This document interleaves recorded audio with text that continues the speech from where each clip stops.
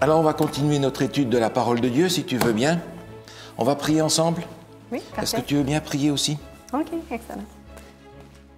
Bon Père Céleste, merci pour la vie que tu nous donnes. Merci pour la santé et merci pour ta parole, ta précieuse parole. On veut l'ouvrir aujourd'hui, mais on ne voudrait pas le faire sans ton Saint-Esprit. Assiste-nous dans cette étude, Seigneur, et aide-nous à comprendre ta parole. Au nom de Jésus, Amen. Amen. Aujourd'hui, on va entamer une nouvelle section. Jusque-là, on a travaillé sur le plan du salut. Comment est-ce qu'on est sauvé? On a pris les images bibliques pour comprendre comment Dieu a mis sur pied ce plan de sauvetage de l'humanité. Et il est important de comprendre comment Jésus est notre sauveur, de façon à ce qu'on puisse établir avec lui une relation étroite. On a vu que le péché, c'est une rupture, et que la solution au péché, c'est de rétablir une relation. De là vont naître les actions, la transformation de notre vie, mais la solution au péché, c'est la relation recréée par Jésus. Maintenant, ce qui est important, c'est de voir comment on fait pour maintenir cette relation. On a accepté Jésus comme notre sauveur, on a été baptisé, on est rentré dans l'alliance avec Christ, mais il faut que ça s'entretienne. Une relation, il faut l'entretenir. Si on ne l'entretient pas, elle va tomber en ruine. Et Dieu a pourvu tout un tas d'outils, de moyens, pour que cette relation soit entretenue, affermie, solidifiée, et que notre salut devienne quelque chose de dynamique. C'est pas un ticket de train qu'on a et qu'on met dans sa poche, et puis voilà. C'est une expérience dans la relation avec une personne, la personne de Jésus. Comment l'entretenir? Eh bien maintenant, dans cette section, j'aimerais qu'on regarde les outils qui nous ont été donnés, les outils que Dieu nous donne pour que cette relation s'entretienne et se développe. Alors, on a déjà vu les 3 outils de base, on a vu ça dans le sanctuaire. Les 3 outils de base qui sont dans le lieu saint et qui correspondent aux 3 meubles du lieu saint. Alors, la table des pains, le pain, la nourriture, nous rapportait à quoi? Sa parole. La parole de Dieu, la nourriture spirituelle, le contact avec Jésus par ce qu'il est, ce qu'il a fait, etc. Il y a l'autel des parfums qui représente Les prières. la prière. On a ces textes dans l'Apocalypse qui nous disent que le parfum représente la prière des saints, des croyants. Et puis on a le fameux chandelier à 7 branches, allumé, qui représente en particulier le Saint-Esprit. Le Saint-Esprit, qu'on ne voit pas, mais dont on voit les résultats dans notre témoignage, dans ce qu'on fait pour les autres, le service qu'on rend aux autres. Ça, ce sont les 3 outils de base. Mais Dieu nous en a donné beaucoup d'autres. Et j'aimerais qu'on les regarde les uns après les autres, de façon à ce que ça fasse partie de notre équipement pour entretenir la relation avec Dieu de jour en jour. Alors, le premier outil que j'aimerais regarder, c'est l'Église. Et on va regarder un premier texte dans le livre des Actes, au chapitre 2, puisque c'est là que l'Église commence. Actes, chapitre 2. On a donc, dans le chapitre 2, ce récit de la Pentecôte. Et à la fin du chapitre 2, au verset 47, il y a là une phrase qui est coupée, mais je vais te laisser lire le verset 47. Acte 2, 47. Il louait Dieu et avait la faveur de tout le peuple. Le Seigneur ajoutait chaque jour à l'Église ceux qui étaient sauvés. Merci. Qui est-ce qui ajoute à l'Église? Le Seigneur. C'est le Seigneur qui ajoute à l'Église. Juste avant, ils ont dit qu'il y a eu 3000 baptêmes. Ce n'est pas les apôtres qui ont ajouté à l'Église, c'est le Seigneur. Et le mot « Église » en soi, qui n'est pas employé ici pour la première fois, on l'a aussi dans l'Évangile, mais ce mot « Église » nous oriente déjà vers la mission de l'Église, ce qu'est l'Église. Le mot « Église » est fait avec 2 mots, et quand on les traduit en français, c'est sortir de, appeler hors de. Autrement dit, l'Église est constituée de tous ceux qui ont été appelés hors du monde pour appartenir à la famille de Jésus-Christ. C'est ça l'Église, appelés hors d'eux. Et il est dit là que le Seigneur ajoutait à sa famille, finalement, tous ceux qu'il avait acceptés. Donc c'est la constitution de cet ensemble de gens qui ne constituent pas une ethnie particulière, comme c'était le cas dans l'Ancien Testament, mais des gens de toute nation, tout peuple, toute tribu, toute langue, qui acceptent Jésus comme leur sauveur. Alors, il y a plusieurs images pour nous aider à comprendre, dans la parole de Dieu, en particulier dans le Nouveau Testament, plusieurs images qui sont utilisées pour comprendre ce qu'est l'Église, qui sont des comparaisons. Est-ce que tu te souviens de quelques images qui sont utilisées pour parler de l'Église? Ben, l'épouse. Alors, l'épouse, la femme, c'est une image qu'on a aussi dans l'Ancien Testament et qu'on a aussi dans le Nouveau. Alors, le peuple de Dieu, la femme, dans l'Ancien Testament, le peuple hébreu, dans le Nouveau Testament, l'Église, et l'épouse, quand on arrive dans l'Apocalypse, ça prend une dimension particulière. Alors ça, c'est déjà une image importante. Est-ce que tu en connais d'autres? Je dirais peut-être, me semble, le corps. Oui, le corps humain. Jésus serait la tête. Exact, Jésus la tête, et nous sommes les membres avec différentes fonctions. On va regarder les textes en rapport avec ça. Est-ce que... Il y en a encore une autre, je crois. Enfin, il y en a deux autres, mais il y en a une en particulier à laquelle je pense, l'autre on la verra plus tard. Il y a une troisième image. Est-ce que tu vois laquelle c'est? Le bâtiment, en Oui, fond. le bâtiment. Alors, dans notre tête, Église, c'est effectivement deux choses. Ce sont les gens et puis c'est le bâtiment. Mais l'image du bâtiment est dans le Nouveau Testament. On va regarder les textes ensemble pour ces trois images-là parce qu'elles sont indicatives de différents aspects de l'Église. On va regarder Éphésiens chapitre 5. Éphésiens chapitre 5. Femmes, soumettez-vous à votre mari comme au Seigneur, car le mari est le chef de la femme, comme Christ est le chef de l'Église qui est son corps et dont il est le sauveur. Merci. Alors on a ici une comparaison. L'apôtre Paul prend l'image du couple pour parler de Jésus et de son Église. Et cette image-là est importante parce qu'elle nous oriente dans une compréhension de l'Église, dans un contexte d'amour. L'amour entre le mari et la femme. Donc l'Église, si c'est une Église qui est là parce qu'elle a peur ou parce qu'il faut, on n'est déjà plus dans ce qu'est l'Église dans la conception de Dieu. L'Église, c'est l'épouse qui est totalement amoureuse de son époux. Donc c'est dans une relation d'amour que l'Église se crée. C'est dans ce cadre-là que moi je rentre dans l'Église parce que, au-delà de tout, j'aime le Seigneur Jésus à cause de ce qu'il a fait pour moi. Donc cette notion de femme, d'Église, de couple nous oriente dans cet état d'esprit de relation d'amour avec Dieu. Alors évidemment, comme tu le mentionnais, Apocalypse 19 va encore un tout petit peu plus loin pour nous approcher de la notion de mariage. Apocalypse 19, le verset 7.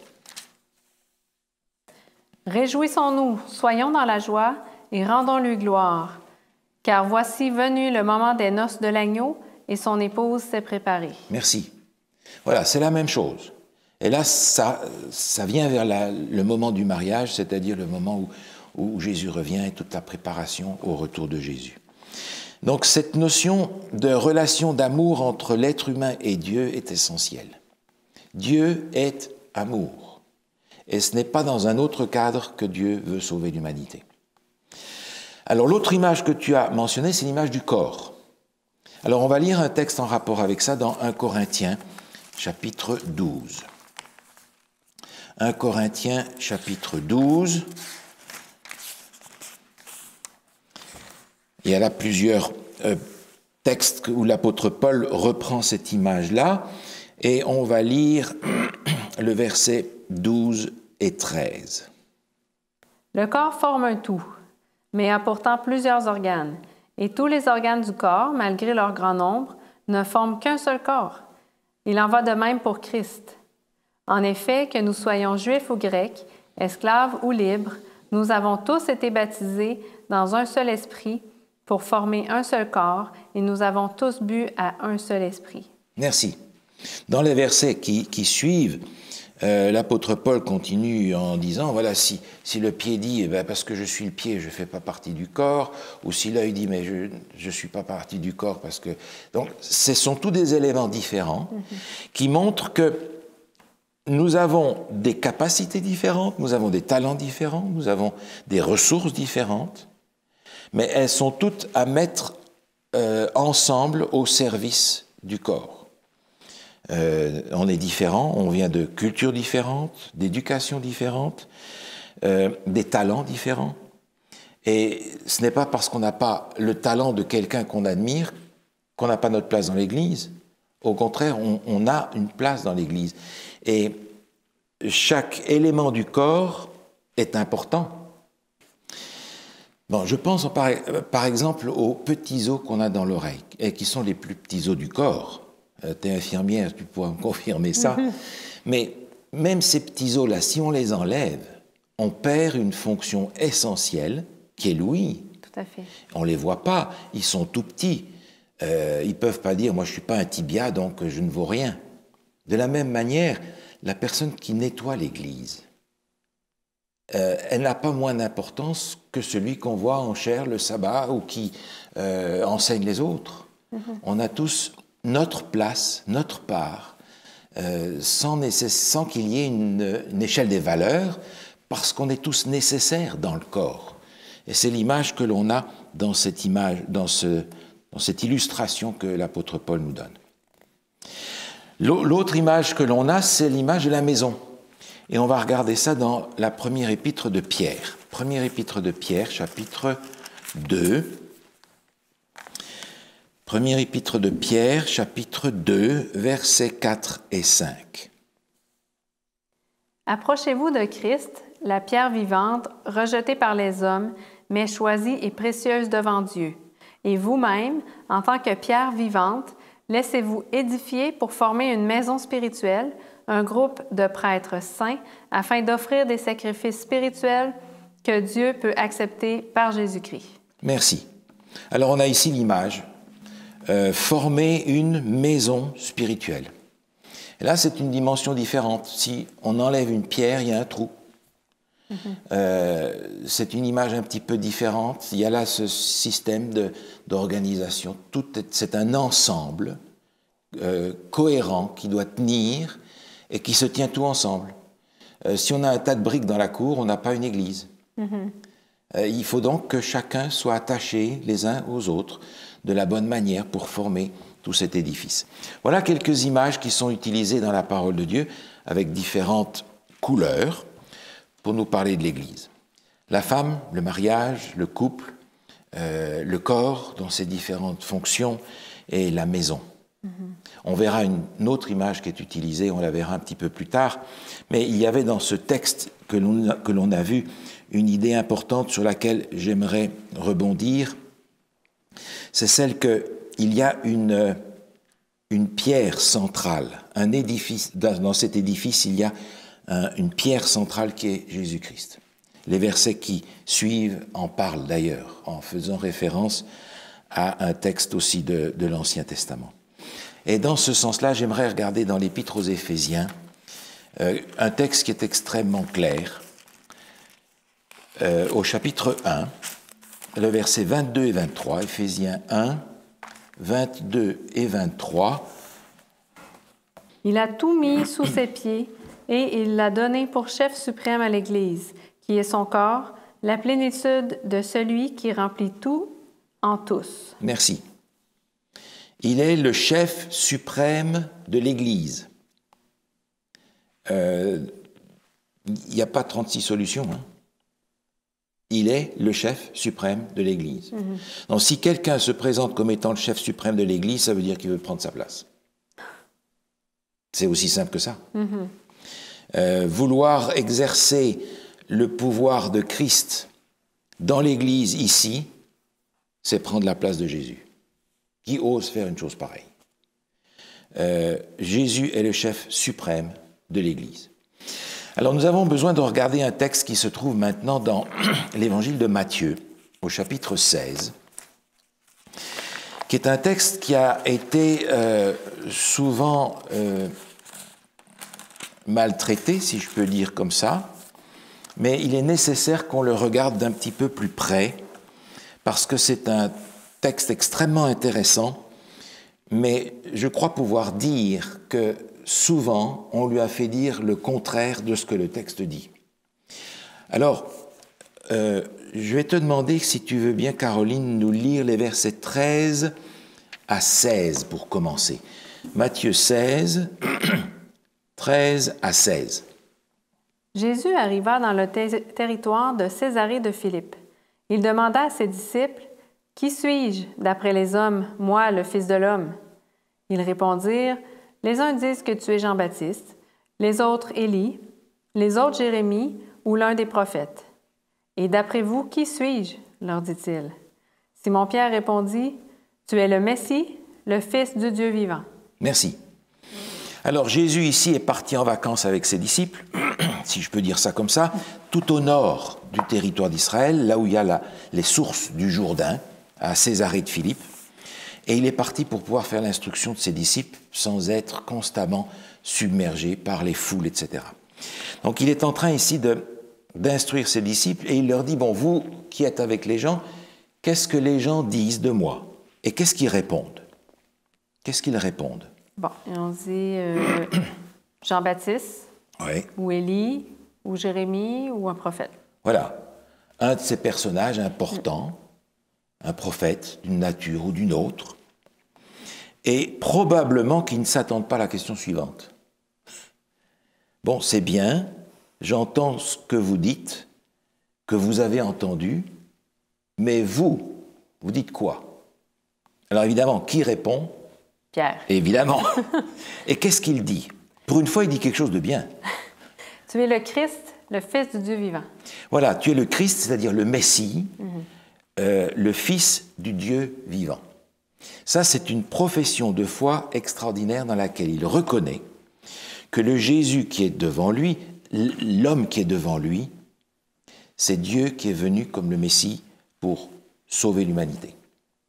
Il n'est pas très au clair sur la manière dont Jésus doit accomplir ça, mais il le dit, il le croit. Maintenant, le texte continue, et j'aimerais que tu lises, si tu veux bien, le verset 17 et 18. Jésus reprit la parole et lui dit, « Tu es heureux, Simon, fils de Jonas, car ce n'est pas une pensée humaine qui t'a révélé cela, mais c'est mon Père céleste. Et moi, je te dis que tu es Pierre, et que sur ce rocher, je construirai mon Église, et les portes du séjour des morts ne l'emporteront pas sur elle. » Merci. Alors, Jésus rebondit sur ce que Pierre a dit, et il lui dit, voilà, c'est le Saint-Esprit qui t'a poussé à dire ça. Et il va dire au verset 18, « Et moi je te dis que tu es Pierre, et que sur ce roc, je bâtirai mon Église. » On a souvent pris ce texte et fait un jeu de mots à partir d'une version plus ancienne. Tu es Pierre et sur cette pierre, je bâtirai mon Église. Et on a dit, ah ben voilà, Jésus a bâti son Église sur Pierre. Et effectivement, en grec comme en français, c'est un prénom et c'est aussi une pierre, un caillou. Mais bon, je m'interroge, quand je vois la vie de Pierre, ça va donner quoi comme église si Jésus bâtit son église sur un gars comme Pierre? Parce qu'il en a fait des bêtises. Hein. Alors, je m'associe facilement à Pierre, mais construire l'église sur lui, je ne suis pas très à l'aise avec ça. D'autant plus que le texte utilise deux mots différents. Alors, il emploie Pétros, tu es Pierre, c'est très bien, nom d'ailleurs que Jésus lui a donné. Il s'appelait Simon, effectivement. Et il lui dit sur ce roc, ce rocher. Alors, le rocher dont il est question ici, ce n'est pas un petit caillou par terre, c'est une falaise, c'est une montagne, c'est pas une petite pierre, c'est énorme. c'est quoi ce rocher? Alors, on va regarder un certain nombre de textes qui vont nous dire, quand Jésus parle d'un rocher, Pétra, de quoi est-ce qu'il parle? D'ailleurs, c'est intéressant, il y a dans le territoire de Jordanie, si je ne me trompe aujourd'hui, une ville qui s'appelle Pétra, parce qu'elle a été creusée à même le rocher, à même la falaise. On a donné ce nom-là, et c'est effectivement quelque chose d'impressionnant. C'est pas une petite affaire, c'est vraiment un rocher énorme. Maintenant, on va quand même regarder ce rocher, à quoi il correspond. On va chercher dans les Écritures. Alors, allons dans le prophète Ésaïe. Ésaïe, chapitre 26. Ésaïe, chapitre 26. On va lire le verset 4. Ésaïe, chapitre 26, le verset 4. Placez votre confiance en l'Éternel pour toujours, car l'Éternel, oui, l'Éternel est le rocher perpétuel. Ah, le rocher de toujours, le rocher des siècles, le rocher perpétuel, le rocher, pas un des, le rocher. On peut continuer toujours dans Ésaïe au chapitre 44. Ésaïe chapitre 44, le verset 8. Verset 8. Ne tremblez pas, n'ayez pas peur. Ne te l'ai-je pas depuis longtemps annoncé et révélé? Vous êtes mes témoins. Y a-t-il un autre Dieu en dehors de moi? Il n'y a pas d'autre rocher. Je n'en connais pas. Oui, mais moi non plus. Il n'y en a pas d'autre. Un dernier texte peut-être là-dessus dans les psaumes, le psaume 18. Le psaume 18. L'Ancien Testament est rempli de passages de ce genre où Dieu est constamment comparé au rocher, le seul qui existe. Psaume 18, le verset 32. Qui est Dieu en dehors de l'Éternel? Et qui est un rocher, sinon notre Dieu? Merci. Donc, et je reviens maintenant à Matthieu chapitre 16, quand Jésus dit « Tu es Pierre, mais sur ce rocher, je vais construire mon Église », il est en train de parler de la profession de foi que Pierre vient de faire en disant « Tu es le Christ, le Fils du Dieu vivant, parce qu'il n'y a pas d'autre rocher. » Donc tu es Pierre, Pétros, mais sur ce Pétra, sur cette déclaration extraordinaire qui reçoit Dieu comme le sauveur de l'humanité, c'est là-dessus que je vais bâtir mon Église. Et il reconnaît Jésus comme étant le Messie. C'est très important, c'est-à-dire l'accomplissement des prophéties de l'Ancien Testament à propos de Jésus. On a vu dans le texte précédent qu'il ne peut pas y avoir d'autre chef suprême à l'Église que Jésus. Et on voit ici, dans ce passage, que Jésus n'est pas en train de fonder son Église sur un homme, Pierre, mais il est en train de fonder l'Église sur le fait que Jésus est le Messie, le Fils du Dieu vivant. Maintenant, le texte continue. Est-ce que tu veux bien nous lire le verset 19 et 20? Oui. Je te donnerai les clés du royaume des cieux. Ce que tu lieras sur la terre aura été lié au ciel, et ce que tu délieras sur la terre aura été délié au ciel. Alors il ordonna aux disciples de ne dire à personne qu'il était le Messie. Alors, est-ce que tu pourrais m'aider à comprendre pourquoi Jésus dit « Ne dites à personne que je suis le Messie ». Tu as une idée? C'était pas le moment. C'était pas le moment que ce soit révélé. Sans doute, c'était pas le moment.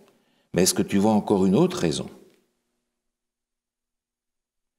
Comment est-ce que les gens de ce temps-là voyaient le Messie? Comme le Sauveur qui allait les délivrer des Romains. Ah oui. Donc si les disciples disent « le Messie, c'est lui », ça va orienter tout le monde sur une fausse piste par rapport au véritable ministère de Jésus. Jésus n'est pas venu pour les délivrer des Romains, il est venu pour les délivrer de leurs péchés. C'est tout autre chose. Alors, ne dites pas que je suis le Christ parce qu'ils vont être dans la confusion totale, parce qu'ils ont associé à Christ une notion qui est étrangère au ministère de Jésus à ce moment-là. Alors, ne dites rien. Il faudra qu'ils découvrent qui je suis sans y coller une étiquette.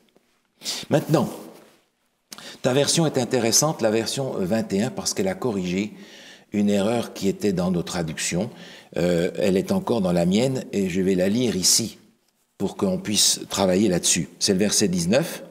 « Je te donnerai les clés du royaume des cieux. Ce que tu lieras sur la terre sera lié dans les cieux. Ce que tu délieras sur la terre sera délié dans les cieux. » Et pendant longtemps, on a gardé cette traduction qui nous induit en erreur. Parce que quand on lit ça, on a l'impression que lorsque Pierre décide quelque chose sur la terre par rapport au salut de quelqu'un, Dieu dans le ciel dit « Ok, j'obéis ». Ce que tu vas choisir sur la terre, le ciel sera d'accord avec ça. Autrement dit, Pierre a une autorité sur la terre qui dépasse celle qu'il y a dans le ciel, quand on lit ça tel que c'est là. Ouais. Le problème, c'est que le texte ne dit pas ça. Le texte dit exactement ce qui est dans ta version. Est-ce que tu peux juste nous relire le verset 19, s'il te plaît? Oui. « Je te donnerai les clés du royaume des cieux. Ce que tu lieras sur la terre aura été lié au ciel, et ce que tu délieras sur la terre aura été délié au ciel. » C'est une grande différence. On a là un futur antérieur passif, ce qui veut dire que l'ordre est dans l'autre sens. Ouais. Ce que tu lieras sur la terre aura été lié dans le ciel, sous-entendu, avant. Ouais. Et dans l'autre sens, c'est la même chose. Ce que tu délieras sur la terre aura été délié dans le ciel. Alors, je vais te montrer la différence, si tu veux regarder ici. En haut, il y a tel que le texte est traduit, et en bas, tel qu'il est réellement écrit. Mais ça change l'ordre des choses. Tel qu'il est écrit, le texte ne donne pas à Pierre une autorité, mais Jésus est en train de dire à Pierre, en fait, si tu me permets cette paraphrase, Pierre, quand tu prendras une décision sur la terre, fais bien attention que ta décision sur la terre soit en harmonie avec ce qui est décidé dans le ciel. Avant. C'est une mise en garde à Pierre. Pierre va jouer un rôle dans l'Église, mais quand tu vas prendre une décision, c'est pas le ciel qui va dire « oui Pierre », mais toi, tu devrais t'arranger pour que cette décision soit en harmonie avec la volonté de Dieu. Et c'est ainsi que l'on a fait dire à ce texte le contraire de ce qu'il veut dire en réalité. Pierre ne va pas décider à la place de Dieu, mais Pierre doit apprendre à comprendre la volonté de Dieu avant de prendre une décision sur la terre. D'ailleurs, ce que Jésus dit ici à Pierre, il le dit de la même manière à tous les disciples. Au chapitre 18, par exemple, au verset 18. Matthieu 18, 18. « Je vous le dis en vérité, tout ce que vous lirez sur la terre aura été lié au ciel, et tout ce que vous délierez sur la terre aura été délié au ciel. » Merci. Il ne dit pas ça à Pierre, il dit ça à tous les disciples qui sont avec lui. Donc Pierre n'a pas reçu de Jésus un privilège ou une autorité particulière. Il a dit la même chose à tous les disciples. Faites bien attention à la manière dont vous prenez des décisions sur la terre en rapport avec l'Église. Veillez à ce que ça soit conforme à la volonté de Dieu. Pierre n'est pas plus que les autres, mais ils sont tous mis en garde contre la soif de pouvoir ou de vouloir décider à la place de Dieu sans chercher quelle est la volonté de Dieu. Ce texte est très important parce qu'il met en garde tous les responsables religieux de veiller à chercher humblement la volonté de Dieu pour diriger l'Église comme Jésus le ferait s'il était là. Et cette tâche est très importante.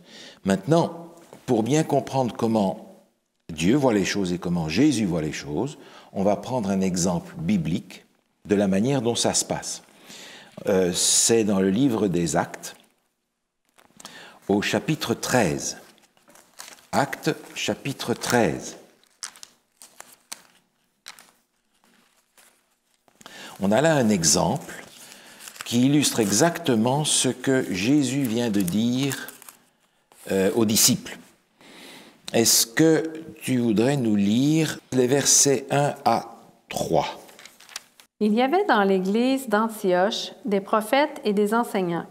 Barnabas, Siméon appelé le Noir, Lucius de Cyrène, Manaën, qui avait été élevé avec Hérode le tétrarque, et Saul.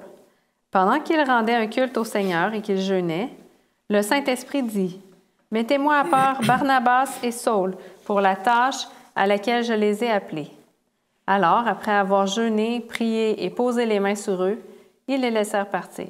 Merci. On a ici l'ordre que Jésus a indiqué dans Matthieu 16. Il y a dans cette église un certain nombre de gens qui ont des capacités et qui sont nommés ici par leur nom. Il y avait Saul.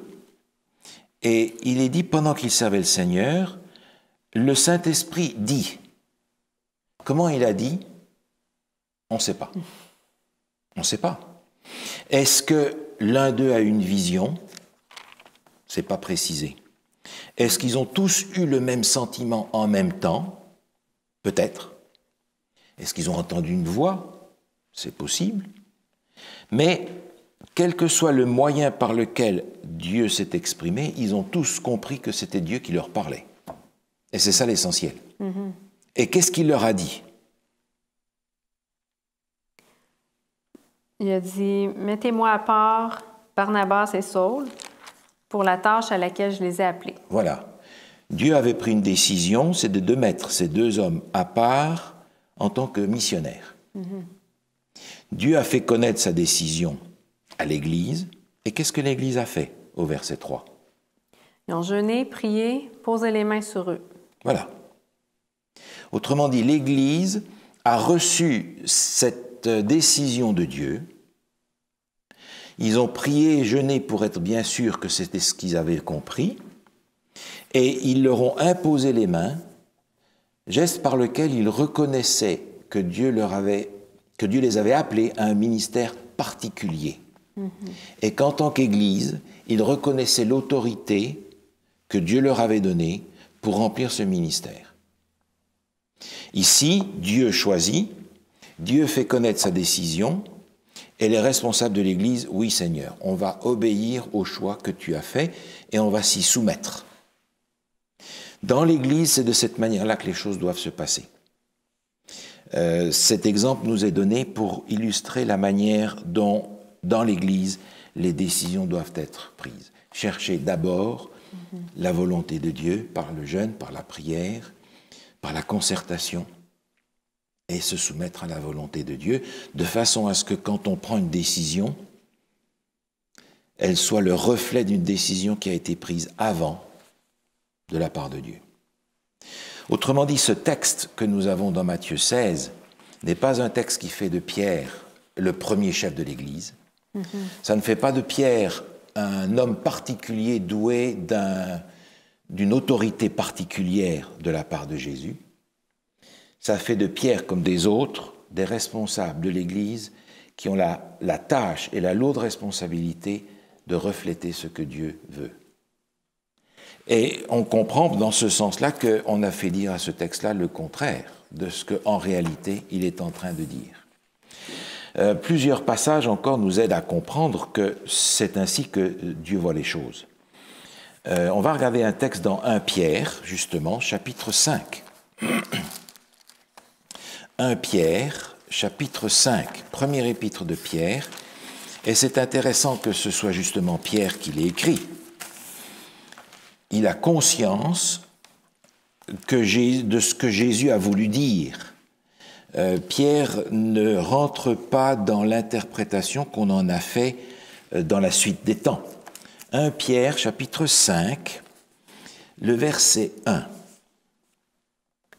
Voici donc les recommandations que j'adresse à ceux qui sont anciens parmi vous, moi qui suis ancien comme eux, témoin des souffrances de Christ et participants de la gloire qui doit être révélée. Merci. Alors, Pierre écrit à ces gens, aux anciens, il leur dit, écoutez, je suis ancien comme vous, moi. Il n'y a pas de différence, je suis ancien comme vous. Et je vous adresse, voilà, telle exhortation de la part du Seigneur. Donc Pierre a bien compris ce que Jésus a voulu lui dire. Il n'a pas compris les choses telles que le christianisme l'a compris par la suite ou l'a fabriqué par la suite. Pierre a compris qu'il est ancien comme les autres et qu'il a à faire tout aussi attention que les autres à la manière dont il choisit, fait ses choix dans l'Église. Et puis dans Ésaïe, au chapitre 2, on a ce texte qui, bien qu'il soit dans l'Ancien Testament, s'applique à tous les temps. À cette époque-là, comme à notre époque, Ésaïe chapitre 2, le verset 22. Arrêtez de placer votre confiance dans l'être humain. Sa vie n'est qu'un souffle. Quelle est en effet sa valeur? Cessez de vous confier dans l'être humain, dans l'homme. Quelle valeur est-ce qu'il a pour qu'on puisse s'appuyer sur lui? La réponse est dans la question. Par conséquent, Jésus ne veut pas non plus fonder son Église sur un homme qui est faillible. Il va fonder son Église sur lui-même, Dieu, homme, incarné, le Sauveur. Donc ça, c'est déjà extrêmement important parce que l'Église n'est pas soumise à la faiblesse d'un être humain. Elle est dirigée par Dieu lui-même. Et ça, c'est extrêmement important. Alors maintenant, la question est de savoir, cette famille de Dieu, comment est-ce que je fais pour rentrer dans cette famille? On l'avait vu déjà en parlant des deux Adams, mais on va le regarder dans 1 Corinthiens chapitre 12. Et je pense que la réponse est déjà simple, on a déjà lu ce texte, 1 Corinthiens chapitre 12, le verset 13.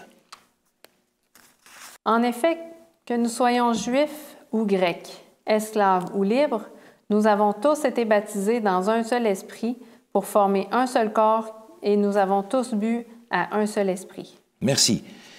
Quel est le moyen par lequel on rentre, on fait partie du corps, on rentre dans l'Église? C'est le baptême. Le baptême. Et le baptême est une image très forte parce qu'elle représente une mort et une résurrection. Donc on change véritablement de famille, pour reprendre l'image qu'on avait prise en rapport avec les deux Adams. Mais la porte d'entrée dans l'Église, ou le moyen d'être greffé sur le corps, c'est le baptême. Et ce baptême, il est directement lié à la personne de Jésus. Dans l'Épître aux Romains, au chapitre 6, l'apôtre Paul nous parle que nous suivons Christ dans cette démarche-là. On est baptisé dans sa mort, parce qu'on a besoin de mourir, nous aussi, pour ressusciter en tant que nouvelle personne en Jésus-Christ. Donc le baptême, c'est le moyen par lequel on rentre dans l'Église, et l'eau du baptême n'a rien de magique. C'est une image, un symbole, l'expression d'un développement personnel, d'une démarche personnelle que l'on a faite avec Christ, par laquelle, maintenant, on veut prendre un engagement envers lui. C'est pourquoi le baptême est un événement solennel, important, et qui fait de nous des personnages importants aux yeux de Dieu. On va le voir dans l'Épître aux Galates. Il y a là un texte véritablement extraordinaire. C'est Galates chapitre 3, le verset 26 et 27. Vous êtes tous fils de Dieu par la foi en Jésus-Christ. En effet, vous tous qui avez été baptisés en Christ, vous vous êtes revêtus de Christ. Merci. Alors, quand on parle du Fils de Dieu, on parle de qui en général? Jésus. De Jésus. Mais le texte dit ici, vous êtes tous fils de Dieu par la foi. Comment est-ce que vous êtes fils de Dieu? Vous qui avez été baptisés en Christ. Vous avez revêtu Christ. Autrement dit, par l'alliance que l'on fait avec Dieu par le baptême, en acceptant Jésus comme notre Sauveur, à partir de ce moment-là, Dieu ne nous regarde pas comme nous sommes, il regarde Jésus à la place. Mais moi, quand j'y pense, je me dis, mais c'est incroyable. Dieu ne me regarde pas comme je suis, il me regarde de la même manière qu'il regarde Jésus. Et il m'appelle, tu es un fils de Dieu, tu es une fille de Dieu.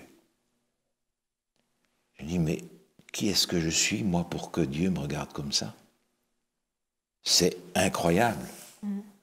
C'est incroyable que Dieu me regarde de la même manière qu'il regarde Jésus-Christ. Il me regarde comme si je n'avais jamais péché. Fils et fille de Dieu. C'est de cette manière que nous sommes dans l'Église. Fils et filles de Dieu. Et simplement dire ça déjà nous donne une idée de l'état d'esprit que nous devrions avoir dans l'Église. Parce qu'il n'y en a pas un parmi nous qui mérite d'être appelé fils de Dieu. Si ce n'est par rapport à Jésus que nous avons accepté. Et déjà, ça nous remet à notre place dans l'Église. Peut-être à l'abri de vouloir chercher le pouvoir ou la popularité ou que sais-je encore, mais il n'y en a pas un seul parmi nous qui mérite d'être appelé fils ou fille de Dieu. C'est ainsi que Dieu a constitué son Église avec tous ceux qui ont accepté Jésus comme leur sauveur personnel.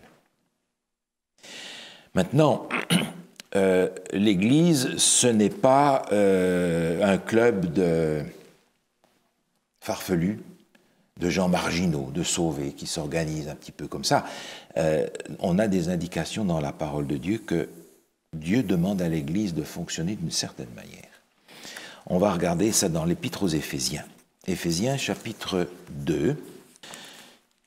Et je vais te laisser lire, si tu veux bien, le verset 19 à 22.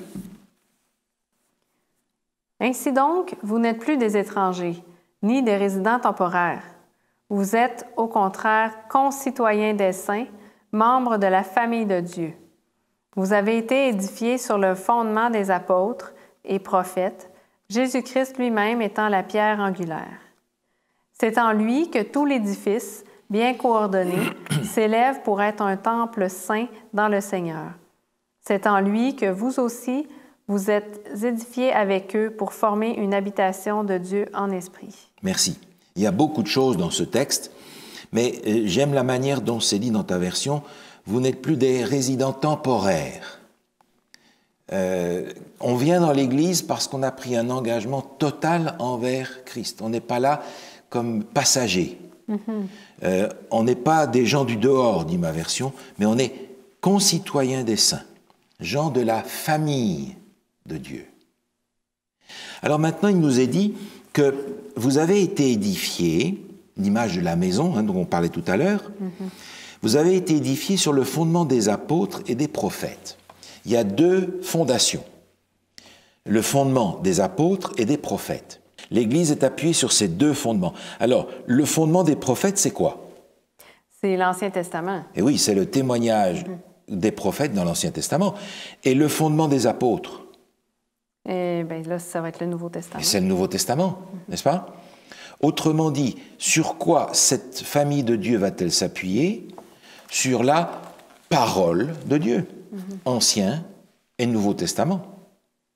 Pas l'un ou l'autre, les deux, n'est-ce pas? Et il nous est dit ensuite au verset 21 que tout cet édifice bien coordonné s'élève pour être un temple saint dans le Seigneur. Il y a une coordination, là, c'est l'image qu'on avait vue avec le corps, où en fait tous les membres du corps fonctionnent sur le commandement du cerveau. Si je veux te tendre la main, la main ne va pas agir toute seule, c'est un acte volontaire qui va guider mon bras. De la même manière, c'est bien coordonné parce que Christ est le cerveau, la tête, le centre de tout ça, par le moyen de sa parole, justement. Vous avez été édifiés pour être une habitation de Dieu en esprit. Et on comprend que c'est par l'Esprit de Dieu que sa parole nous a été transmise. Les prophètes, ce n'est pas des hommes qui ont parlé, c'est poussé par le Saint-Esprit que des hommes ont parlé de la part de Dieu. Ouais. Autrement dit, la parole de Dieu est ici ce fondement, Ancien et Nouveau Testament, par lequel Christ va conduire son Église d'une façon coordonnée. Dans l'Épître aux Corinthiens, au chapitre 14, il est dit « Dieu est un Dieu d'ordre ».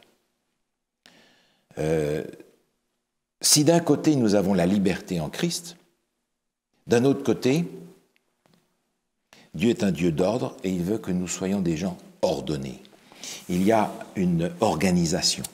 Et dans l'Épître aux Hébreux, au chapitre 13, il y a une recommandation qui est faite par l'apôtre Paul, qui a inspiré en tout cas ce texte, même si ce n'est pas lui qui l'a écrit directement, mais au chapitre 13, au verset 17, il y a une recommandation de sa part. Obéissez à vos conducteurs et soumettez-vous à eux, car ils veillent sur votre âme en hommes qui devront rendre des comptes. Ils pourront ainsi le faire avec joie et non en soupirant, ce qui ne vous serait d'aucun avantage. En effet, merci. Alors, obéissez à vos conducteurs, ayez pour eux de la déférence, ayez pour eux du respect, de la reconnaissance. Paul invite ici les gens de l'Église à marcher en ordre par rapport à ceux qui ont été nommés à des différentes tâches de responsabilité et de ne pas dire « Ah, mais moi, je suis libre en Jésus-Christ, je fais ce que je veux ». Non, il y a un ordre à suivre dans l'Église. Il y a une organisation et l'apôtre Paul le recommande de suivre et d'obéir au conducteur.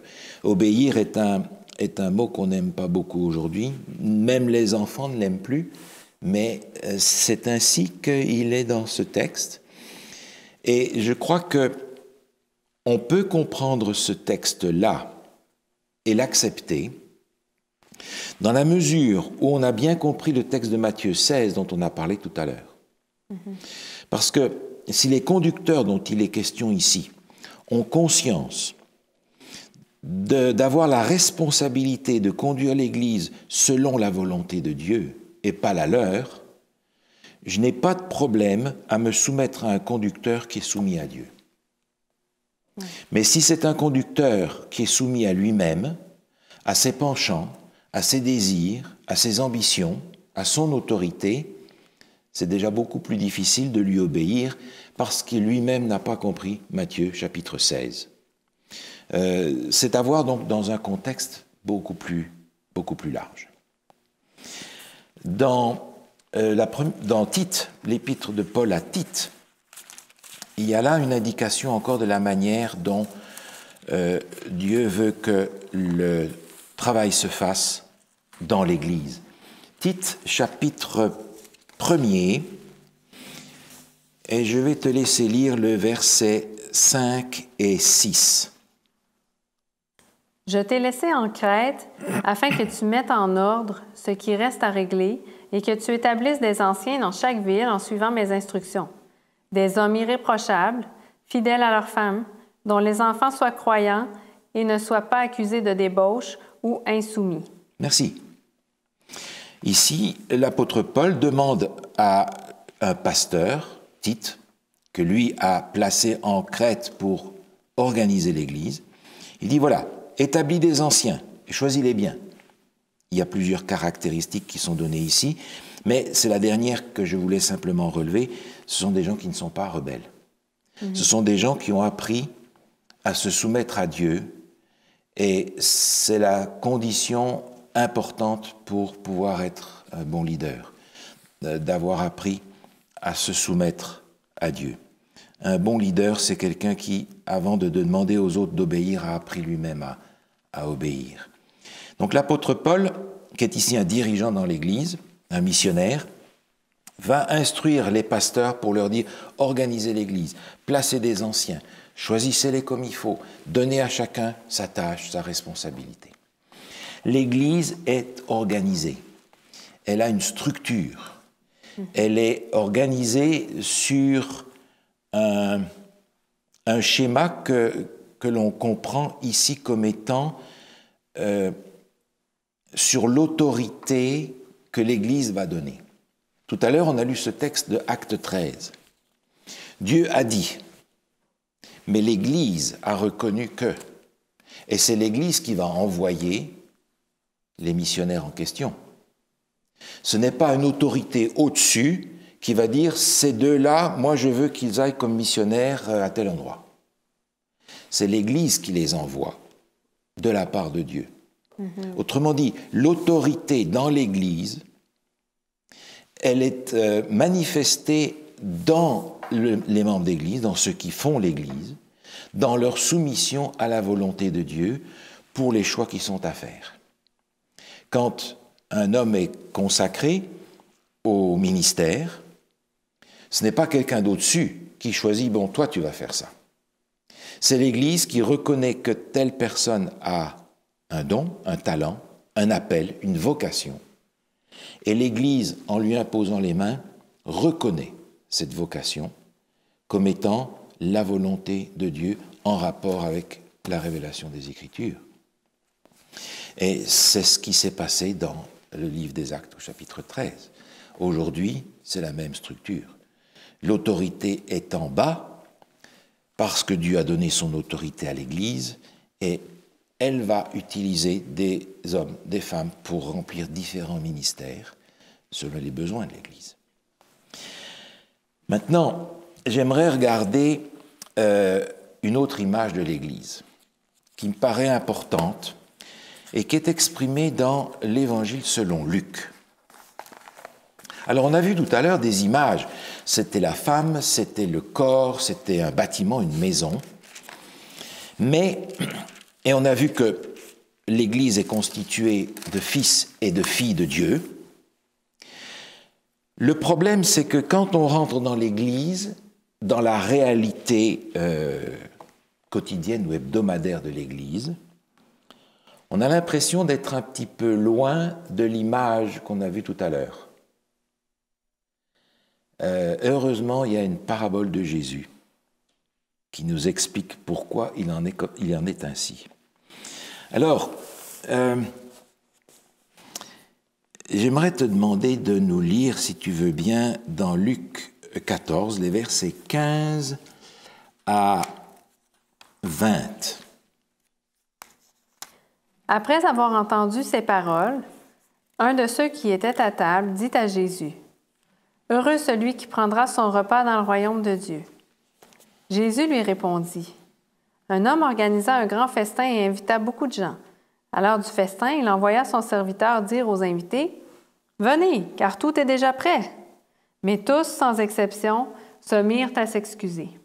Le premier lui dit, « J'ai acheté un champ et je suis obligé d'aller le voir. Excuse-moi, je t'en prie. » Un autre dit, « J'ai acheté 5 paires de bœufs et je vais les essayer. Excuse-moi, je t'en prie. » Un autre dit, « Je viens de me marier. C'est pourquoi je ne peux pas venir. » Une parabole. Un grand repas, des gens qui sont invités à l'avance, et quand ça sera prêt, j'enverrai mon serviteur pour que vous puissiez venir. Quand le serviteur va les chercher, « Ah non, non, non, non, moi, non, je ne peux pas venir, pour X. » Toutes sortes de prétextes, que ce soit matériel, que ce soit humain, que ce soit par rapport au travail, peu importe. Je ne peux pas venir. Que fait le maître alors ? Verset 21 nous dit que le serviteur a rapporté ça à son maître. Et au milieu du verset 21, je te laisse lire la suite jusqu'au verset 24.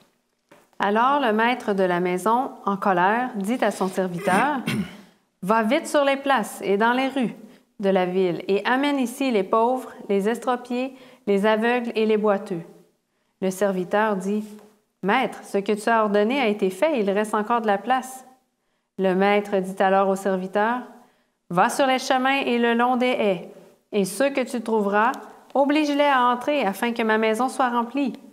En effet, je vous le dis, aucun de ces hommes qui avaient été invités ne goûtera à mon festin. » Merci. Alors, réaction du maître. Puisque vous ne voulez pas venir, qu'est-ce qu'il dit de faire ? Je vais inviter d'autres personnes. Et qui? Donc, les estropiés, les pauvres, les estropiés, les aveugles, les boiteux. Oui. On a l'impression qu'il a d'abord invité des gens d'une certaine classe. Et comme ils ne veulent pas venir, c'est le contraire. Il va inviter les pauvres, les estropiés, les malheureux, les boiteux, etc. On se dit, mais tu fais quoi? Alors, réfléchissons un petit peu. Lorsque Jésus raconte cette parabole et qu'il parle de ces invités d'honneur qui ont été avertis à l'avance, qui avaient un repas et que quand ce serait prêt, ils seraient invités à venir, Jésus fait allusion à qui comme étant ces invités d'honneur à l'avance? Qu'est-ce que tu penses? Ceux qui ont entendu, dans le fond, les Juifs. C'est eux qui ont été avertis d'avance par tout ce que les prophètes ont annoncé de la venue du Messie. Mais quand Jésus vient, qu'est-ce qu'ils font? Ils ne veulent pas. Ils ne veulent pas. Ils ne reconnaissent pas. Ils ne reconnaissent pas Jésus. Dans d'autres paraboles, Jésus va plus loin, ils vont même jusqu'à le mettre à mort. Mais ils s'excusent, non, on ne veut pas venir, on ne veut pas accepter. Quelle est la réaction du maître alors? Ben, je vais inviter d'autres que les Juifs. Et ça, c'est qui? Les non-Juifs. C'est les autres. Tous les autres. Tous les autres. C'est-à-dire qu'il va aller chercher les boiteux, les infirmes, etc. Seulement, maintenant, je me mets dans la peau de ces non-juifs, à l'époque des Actes, par exemple, qui sont invités à recevoir Jésus comme leur sauveur.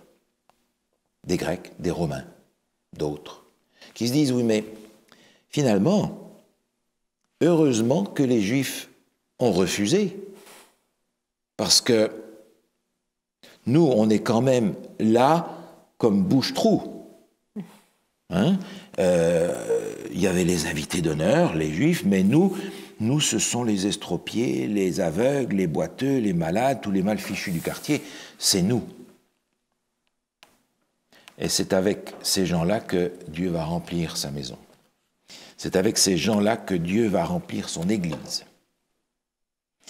Alors ça, c'est une autre image de l'Église. Et c'est une image réaliste pour aujourd'hui. Et je sors du contexte juif, non juif. Nous sommes tous des pauvres, des estropiés, des boiteux, des aveugles, à cause du péché. Mais c'est avec ça que le Seigneur va faire son Église. Autrement dit, l'Église, c'est l'épouse, tout à fait. L'Église, c'est le corps dont Christ est la tête. L'Église, c'est une maison bien coordonnée. Mais l'Église, c'est aussi un hôpital. C'est un hôpital où il y a tous ces malades-là. Et tous ces malades-là sont en cours de guérison. Même les infirmiers dans cet hôpital sont des malades. Les responsables de l'Église, les infirmières, sont tous des malades. Et tu le sais bien par ton métier, dans un hôpital, il y a des gens qui guérissent vite, il y a des gens qui guérissent lentement, il y a des gens qui sont gravement malades, il y en a d'autres qui le sont un peu moins, il y a des gens qui acceptent de prendre les médicaments, il y a des gens qui refusent de prendre les médicaments. Et on a dans l'Église exactement la même chose. On a des gens qui sont très malades du péché. Lorsqu'ils viennent dans l'Église, il y a une reconstruction magistrale à faire dans leur caractère, dans leurs habitudes, parce que, comme on dit généralement, ils reviennent de loin. Mais il y en a d'autres qui rentrent dans l'Église et qui ont déjà fait un bout de chemin sans savoir qu'ils le faisaient, et dont la maladie est peut-être moins profonde, mais malade quand même. Il y en a qui aiment bien le docteur, mais ils n'aiment pas les médicaments. Ils n'aiment pas les outils que Dieu a donnés pour que cette relation s'entretienne. Donc ils vont guérir plus lentement que les autres. Il y en a qui ont peut-être cet esprit de se guérir par soi-même, par ses œuvres. Et le docteur dit, par tes œuvres, tu n'arriveras pas à guérir. Tu ne pourras guérir que quand tu acceptes les médicaments que je te donne. Certains vont accepter plus facilement que d'autres. Autrement dit, dans l'Église, on va trouver tous ces gens-là. L'Église n'est pas un club de saints, dans la conception traditionnelle. L'Église est un hôpital rempli de malades, qui ont choisi Jésus comme leur médecin, qui sont en cours de guérison. Et on comprend que la réalité de l'Église nous confronte à ça. On se trouve dans l'Église des gens que Dieu regarde comme des fils et des filles de Dieu, mais quand on se regarde les uns les autres, on ne voit pas tout à fait la même image. On voit plutôt le chemin qu'on a encore à faire. Et c'est une source de tension, de difficultés, de toutes sortes. Tous les problèmes humains qui peuvent se retrouvent dans l'hôpital des malades. Quand on fait un club, par exemple, un club de golf, ce sont tous des gens qui sont enchantés de faire du golf. Ils vont faire du golf ensemble. Quand ils ont joué au golf pendant une journée, ils rentrent chez eux et ils ne se voient plus pendant 1 mois, 2 mois, puis ils se retrouvent ensemble. Donc c'est tous des gens qui ont un point commun dans le domaine humain qui est très fort. Et ils vont partager ça, et le reste de leur vie, pas tellement, mais ils vont se retrouver pour faire du golf. Mais dans l'Église, on a des gens qui sont fondamentalement différents les uns des autres. Ils ont un point commun, Jésus-Christ, mais au niveau humain, ce sont des gens qui ont de l'éducation différente, qui ont des manières de vivre différemment, qui ont des niveaux sociaux d'éducation qui sont différents. C'est pas comme les gens du club de golf qui se retrouvent tous à peu près identiques parce qu'ils aiment jouer au golf. Dans l'Église, on va se retrouver tous très différents, avec des manières de faire différentes. Et c'est un petit peu comme quand on prend 2 cailloux et qu'il faut les frotter jusqu'à ce qu'ils s'arrondissent un petit peu les uns les autres. Et c'est l'outil que Dieu utilise pour changer notre caractère. Parce que les joueurs de golf vont pas changer leur caractère parce qu'ils sont tous contents de faire du golf en même temps. Mais dans l'Église, avec ce que nous sommes, malades du péché, il va falloir changer ce caractère, l'adoucir, apprendre à travailler les uns avec les autres. Et tu sais bien que c'est pas évident, c'est pas simple. Parce qu'on arrive avec ce qu'on est. Et le Seigneur voudrait qu'au bout du compte, on lui ressemble à lui plus qu'à ce qu'on était au départ. Autrement dit, l'Église est un moyen de transformation de notre caractère, à cause de cette dimension-là. Et même si on a cette dimension extraordinaire de l'Église, la famille de Dieu, cet aspect de l'Église-là ne doit pas nous échapper. Dieu sait bien que l'Église est un hôpital plein de malades et que le plus grand de ces malades, c'est moi. C'est pas toi. En me mettant à la bonne place. À partir de là, je peux comprendre les autres malades dans l'Église. Et je peux comprendre que celui-ci soit fâché parce qu'il est malade comme moi. Et s'il m'était arrivé la même chose que lui, je ne garantis pas de ce que j'aurais fait. Je commence à comprendre qu'on est tous au même niveau et qu'on est tous dépendants du grand médecin, dépendants de ses médicaments, dépendants de sa transformation. Et pour nous permettre d'avancer, le Seigneur va nous donner du travail. Tu es mère de famille, tu sais bien que quand il y a de la chicane entre les enfants, il faut leur donner des choses à faire. Toi, tu fais le ménage, toi, tu fais la vaisselle, toi, tu fais ceci. Mais si on ne veut pas qu'ils se disputent, il faut leur donner des choses à faire, pas vrai? Oui. Tu as une idée de ça? Eh bien, le Seigneur fait la même chose avec ses enfants. Il leur dit, écoutez, pour pas que vous vous disputiez dans l'Église, je vais vous donner des choses à faire. Et j'aimerais rapidement regarder les 7 choses que le Seigneur nous donne à faire. Le Seigneur nous donne à faire 7 choses qui sont les 7 principales fonctions de l'Église. La première, c'est dans l'Évangile de Matthieu, au chapitre 28, le dernier chapitre de l'Évangile selon Matthieu.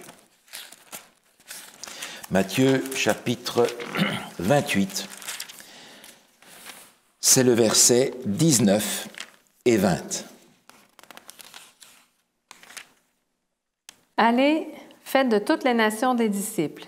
Baptisez-les au nom du Père, du Fils et du Saint-Esprit, et enseignez-leur à mettre en pratique tout ce que je vous ai prescrit. Et moi, je suis avec vous tous les jours jusqu'à la fin du monde. J'aime beaucoup cette dernière phrase. Je suis avec vous tous les jours jusqu'à la fin du monde. C'est extrêmement encourageant parce que il dit au début, allez, faites de toutes les nations des disciples. Il ne dit pas, allez, faites de toutes les nations des membres du club. Faites des disciples. Et le disciple est par définition, c'est ce que le mot veut dire, quelqu'un qui suit son maître. Il y a la notion de suivre l'exemple, de faire comme le maître. Et de les baptiser au nom du Père, du Fils et du Saint-Esprit. De les rentrer dans cette famille, dans cette alliance en Jésus-Christ. Autrement dit, la première mission de l'Église, c'est d'annoncer le salut en Jésus-Christ. À qui?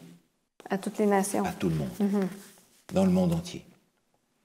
Jésus, dans le livre des Actes, avant de partir, dit à ses apôtres, vous allez prêcher à Jérusalem, et puis vous allez aller dans la Judée, qui est la province autour, et puis vous allez aller dans la Samarie, qui est la province à côté, jusqu'aux extrémités de la terre. Mais on ne peut pas faire ça à 2 ou 3. Il faut que ce soit toute l'Église qui fasse ça. Ce n'est pas le rôle des pasteurs ou des dirigeants de l'Église de faire ça tout seul et d'avoir les autres qui regardent pour voir si ça va marcher ou pas. C'est ce qu'il dit à tous ses disciples. Faites d'autres disciples, vous qui êtes des disciples. C'est comme l'arbre. Le chêne, il va porter des glands, mais les glands vont faire d'autres chênes, et ainsi de suite. On est invité à se reproduire en tant que chrétien dans d'autres à qui on partage l'Évangile. L'autre rôle, il est indiqué ici, dans le même texte, il est dit « Faites des nations des disciples », des baptisants, et il est dit au verset 20 « Enseignez-leur à observer tout ce que je vous ai prescrit ». Qu'est-ce que ça veut dire, ça, concrètement? Enseigner, c'est apprendre à quelqu'un à faire les choses. À faire les choses. Alors, on peut enseigner la théorie du salut, ce qu'on est en train de faire en réalité. Mais ce n'est pas suffisant. Chaque disciple est invité à montrer à un autre disciple comment on fait. Je fais, tu regardes. Tu fais, je regarde. Tu fais et quelqu'un d'autre regarde. Et le cycle continue. N'est-ce pas? On va parler des différents outils que le Seigneur nous donne. Et il faudra apprendre à utiliser ces outils, apprendre à vivre dans l'Église, apprendre à comprendre comment l'Église fonctionne, quelle place, quel rôle j'ai à jouer dans l'Église. Non seulement apprendre la théorie, qui est importante, mais ça doit descendre de là jusque-là, dans le cœur, et aller jusque-là dans notre vie chrétienne, dans notre pratique chrétienne. Ouais. Numéro 1, enseigner, prêcher. Numéro 2, enseigner. Numéro 3, Hébreux chapitre 10. Hébreux chapitre 10. C'est le verset 23 et 24. Retenons fermement l'espérance que nous proclamons, car celui qui a fait la promesse est fidèle. Veillons les uns sur les autres pour nous inciter à l'amour et à de belles œuvres. Merci. Le texte continue d'ailleurs dans la même veine, mais il est dit « veillons les uns sur les autres ». Il n'est pas dit « surveillons-nous les uns les autres ». C'est pas la même chose, hein? Quand tu as un enfant qui vient dans la famille, là, les grands qui surveillent les petits, ils n'aiment pas ça. Dans l'Église non plus. Et il nous est dit de veiller les uns sur les autres. C'est une dimension totalement différente. Prendre soin d'eux. Ouais. On est invité à veiller les uns sur les autres, à nous encourager à faire le bien. Et là, c'est tout l'ensemble. Mais il y a une force dans cet ensemble-là. Si nous devons annoncer l'Évangile dans le monde entier, il faut que ce soit l'Église dans le monde entier qui fasse la tâche. Ce n'est pas un homme, comme à l'époque peut-être de l'apôtre Paul, où il pouvait faire des voyages dans une petite contrée, mais là il faut aller jusqu'aux extrémités de la terre. Comment on va faire ça? Comment on va faire ça? Il faut qu'on soit tous ensemble pour ça. Oui. Et il dit après, n'abandonnez pas vos assemblées, parce qu'on a besoin d'être ensemble, d'autant plus que vous voyez approcher le jour de la venue de Jésus. Donc on a besoin de serrer les coudes pour remplir les points numéro 1 et numéro 2, prêcher et enseigner, et montrer, expliquer comment faire. Ça, c'est le numéro 3, mettre nos forces en commun pour le service.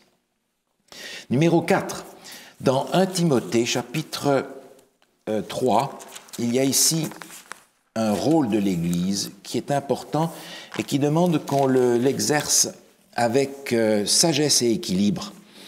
1 Timothée, chapitre 3, je te laisse lire, c'est une longue phrase, je te laisse lire les versets 14 et 15. Je t'écris cela avec l'espoir de te rejoindre bientôt. Cependant, si j'ai du retard, tu sauras ainsi comment il faut se conduire dans la maison de Dieu qui est l'Église du Dieu vivant, pilier et soutien de la vérité. Merci. Savoir comment il faut se conduire dans l'Église. Donc il y a des choses à apprendre pour vivre la vie d'Église. Et on apprend que l'Église, elle est quoi d'après ce texte? Pilier oui. Et soutien de la vérité. Oui. Autrement dit, personne ne peut arriver en disant « Voilà, moi je vais vous dire ce que la vérité, quelle est la vérité des Écritures. » Non, non, c'est l'Église dans sa totalité qui est le pilier de la vérité, la colonne et le soutien. C'est comme je disais tout à l'heure, l'autorité est en fait dans l'Église, pas dans un chef qui va dire « Voilà ce que vous devez croire ». C'est comme ça. Non, parce que c'est l'ensemble de l'Église qui va, dans la recherche, dans l'étude, dans la prière, dans le jeûne, chercher à comprendre la vérité biblique. Et l'Église va dire, voilà, nous comprenons que Dieu s'est révélé par de telle manière et nous enseigne ceci et cela. Et il peut y avoir quelqu'un qui dit, non, non, non, non, non, vous êtes tous à côté, moi j'ai décidé que c'est ça. Ben écoute, mon pauvre homme, l'Église voit les choses autrement. Et c'est l'ensemble de l'Église qui doit défendre la vérité biblique et la soutenir. C'est le rôle des leaders de faire ça de la part de l'Église. Autrement dit, un leader dans l'Église ne peut pas apporter autre chose que ce que l'Église a reconnu comme étant la vérité biblique.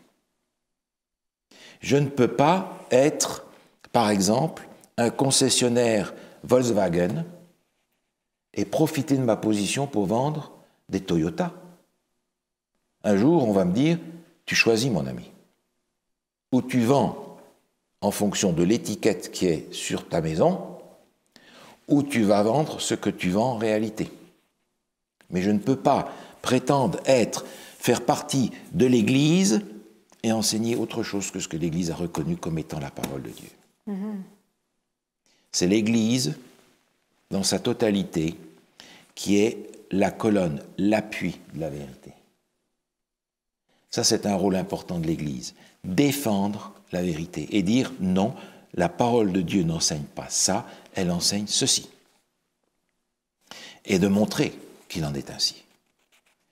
Parce qu'évidemment, on peut toujours, en tant qu'individu, fabriquer notre propre religion avec nos propres idées, se faire notre petite soupe à nous, qui nous convient, mais est-ce que c'est la vérité biblique? Jésus a clairement dit que nous sommes sanctifiés, transformés par la vérité. Ta parole est la vérité, sanctifie-les par ta parole. L'erreur ne va pas transformer nos vies. Nos vies vont être transformées par la vérité. J'ai donc besoin de la trouver. Mais je ne peux pas toujours la trouver tout seul. J'ai besoin de toi, j'ai besoin des autres pour la trouver. La cinquième fonction de l'Église, en fait, on l'a vu, c'est de consacrer des ouvriers. Mais on va regarder un autre texte dans Acte 14, par exemple, où on a la même notion. Acte 14, C'est le verset 23. Ils désignèrent des anciens dans chaque église, et après avoir prié et jeûné, ils les confièrent au Seigneur en qui ils avaient cru. Merci. Un texte qui ressemble à ce qu'on avait au chapitre précédent. Voilà, ils ont désigné des anciens dans les églises, ils ont organisé ça, ils ont structuré, mis en place, consacré des gens, mis des gens à part pour des fonctions particulières. Ça, c'est un rôle de l'Église, de trouver quels sont les talents, quels sont les dons des uns et des autres, pour leur confier la tâche correspondant aux dons qu'ils ont reçus. La sixième responsabilité de l'Église est en lien avec ça. On va la voir dans 1 Corinthiens chapitre 12. 1 Corinthiens chapitre 12, c'est un chapitre qui parle des différents talents, des dons spirituels en réalité. Et je vais te laisser lire, si tu veux, simplement le verset 7, 8 et 9. Or, à chacun la manifestation de l'Esprit est donnée pour le bien de tous. En effet, à l'un est donnée par l'Esprit une parole de sagesse, à un autre une parole de connaissance, selon le même Esprit, à un autre la foi, par le même Esprit, à un autre des dons de guérison, par le même Esprit. Merci. Et le texte continue avec différents dons qui sont accordés par le Seigneur. Mais il est dit au début, à chacun la manifestation de l'Esprit est donnée pour le bien de tous. Alors, on fait généralement un peu cette distinction, on en reparlera plus tard, pour savoir de quoi on parle. On parle des talents par rapport à ce qu'on a reçu à notre naissance. Certains vont naître avec des capacités manuelles, d'autres avec des capacités intellectuelles, etc. Et on va parler des dons par rapport à ce qu'on reçoit à la nouvelle naissance. Nos talents, on va les utiliser généralement pour mettre du pain sur notre table. Ça va être notre métier. On va l'utiliser pour gagner notre vie. Mais les dons sont utilisés pour l'utilité commune, le service aux autres. Les dons que j'ai reçus à la nouvelle naissance sont des capacités que Dieu va me donner pour servir. C'est pas pour mon bénéfice à moi. C'est pour le bénéfice des autres. Autrement dit, si dans l'Église, je suis appelé à remplir telle fonction parce que j'ai reçu tel don, j'y suis pour rien.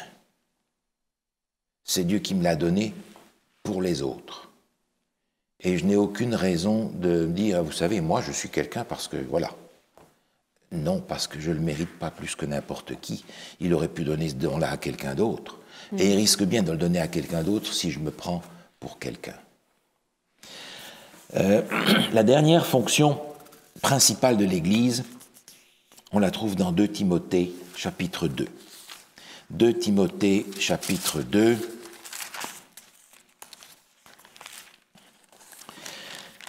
C'est le verset 2. 2 Timothée, chapitre 2, verset 2. Ce que tu as entendu de moi en présence de nombreux témoins, confie-le à des personnes fidèles qui soient capables de l'enseigner aussi à d'autres. Voilà. Le rôle de l'Église, c'est de former des gens qui puissent en former d'autres. Instruire, former, apprendre à servir, parce que la génération va passer, il faut qu'une nouvelle génération soit formée pour ça. Transmets ce que je t'ai donné, pour que d'autres puissent le faire, et que le travail puisse continuer, de génération en génération. L'Église, c'est la famille de Dieu. C'est cette famille que Jésus va venir chercher. C'est une famille de malades, mais c'est une famille que Dieu a promis de guérir avant de venir la chercher. Dans l'épître aux Philippiens, il nous est dit que le Seigneur va achever cette œuvre avant le jour de son retour.